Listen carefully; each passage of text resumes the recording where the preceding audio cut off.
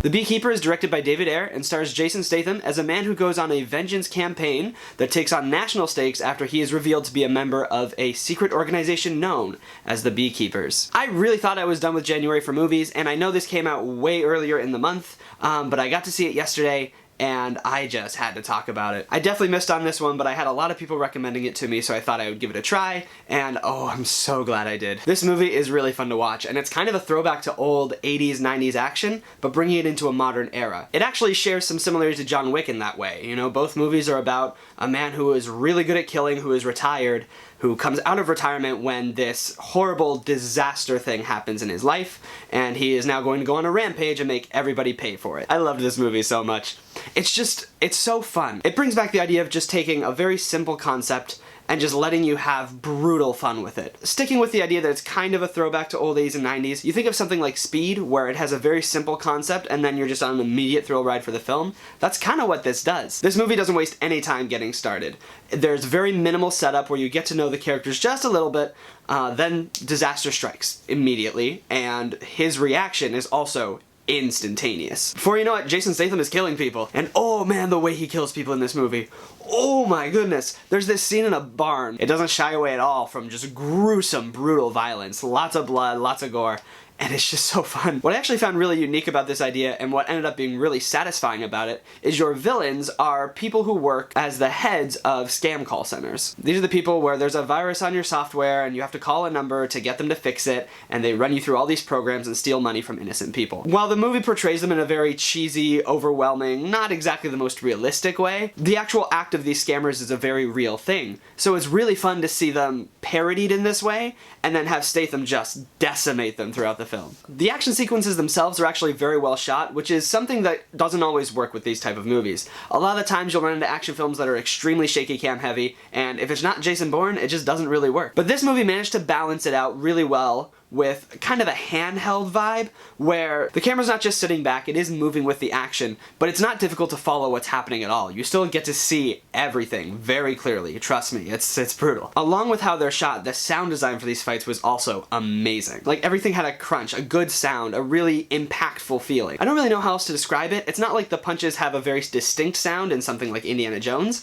It's more like the punches just feel like they have a weight to them. Like, there's a real impact happening. And it's the same with stab wounds as well. Gunshots are great, but stab wounds and punches specifically is where I noticed that sound design being kind of above and beyond what you would expect in just a throwaway action movie. On that note, this movie feels anything but throwaway. This is something that's going to be very easy to recommend to people. I think it's a lot of fun. If you really like Jason Statham's style, you're gonna love this. He's his same stoic self that you'd love to see on screen. And the action is just done really well. It goes for a very simplistic story. On that note, there is kind of a negative, sort of. Basically, the film is really predictable. When it gets toward the latter half, it tries to throw this big twist at you.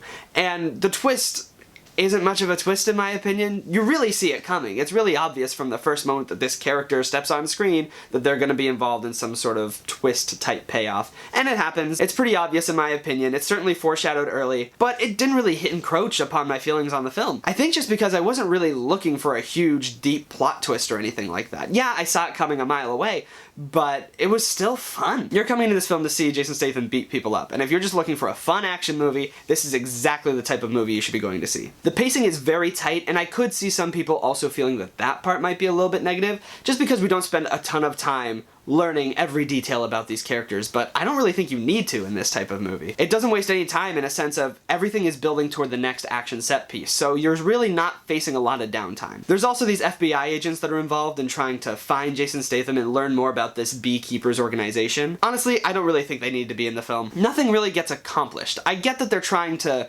make these characters the exposition portion of the film. Like, we're gonna learn about beekeepers by the FBI researching the beekeepers and discovering more about this secret society. And that's how we're gonna reveal the big twist, is the FBI is going to discover this fact about a person that's going to be the big reveal. I do like learning about the whole beekeeper society, but I feel like you also had that with Jeremy Irons' character. By the way, Jeremy Irons is in this film. He does a great job. And so is Josh Hutcherson. There were a lot of big names in this movie that really surprised me because I went in knowing nothing. But Jeremy Irons also does give you the kind of exposition that you would need. He's the type of guy where you have the character that knows who these people are, that knows who Statham is, that knows what a beekeeper is. So he is rightfully terrified. There's a whole speech around when a beekeeper says you're going to die, you're going to die. And there's nothing you can do about it. He really is the one that added the weight to the organization for me. And because he was there to kind of build up the Beekeeper society and that he was a person that was in the know, it did make the FBI agents feel kind of pointless just because they're investigating and it feels like their purpose is to reveal the organization.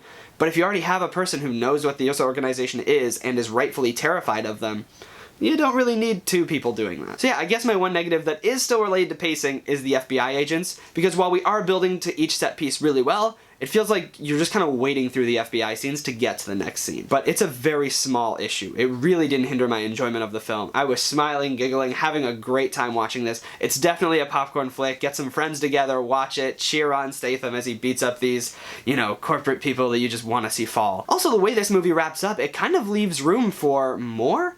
Like, I could see a sequel or a franchise or a prequel or a Beekeepers specific series or movie, something along those lines. Kind of how John Wick sets up their secret society with the Continental, I could see the Beekeepers having that same sort of effect. There's no use me going on because I'm just going to keep praising the same things about this movie over and over and over. I'm giving the Beekeeper a 9 out of 10.